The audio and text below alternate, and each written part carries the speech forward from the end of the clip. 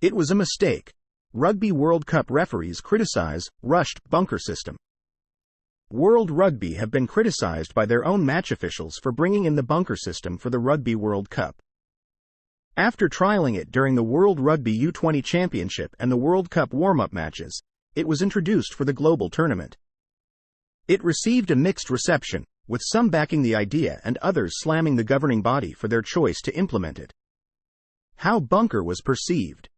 Those that praise the system believe that it has sped up the game, while its critics say that the accuracy of the decisions have decreased. They also think that the referees should be making the final judgment on potentially game-defining calls. And now, some of the officials have come out to give their thoughts on the scheme which caused so much debate during and after the World Cup. Englishman Luke Pearce told The Times that it was rushed through, and French referee Mathieu Raynal was similarly critical.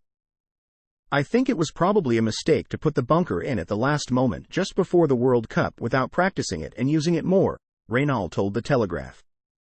That was a mistake. It was tough, too, because you send a situation to the bunker, they come back to you with a decision, and you cannot explain to the world why you made that decision.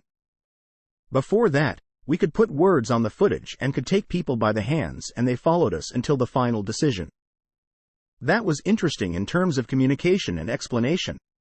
Now, with the bunker, we cut this relationship with the people in front of their TVs or the people in the stands, which was difficult. The bunker was used several times during the Rugby World Cup final, with 3 incidents of foul play resulting in yellow cards for Shannon Frizzell, Sam Cane and Shah Khaleesi. Kane's was upgraded to red after being reviewed as the All Blacks played the entirety of the second half with 14 men. Although the officiating team was generally praised by neutrals for their performances, frustrations have continued to mount over the bunker system since the conclusion of the World Cup. World Rugby's response. World Rugby was asked for a comment and they responded. The bunker was born from outcomes at the 2022 Shape of the Game meeting where coaches, match officials and administrators were unified in exploring ways to enhance accuracy of foul play decisions while reducing game stoppage time. Change can be difficult to adjust to and we commend the match official team for embracing the concept in a professional manner. Given the complexities of rugby union, so much focus is placed on the officials around the decisions they give and the way they referee the matches. That has led to increased attention and scrutiny, which has resulted in the fans' anger being taken out on the officials.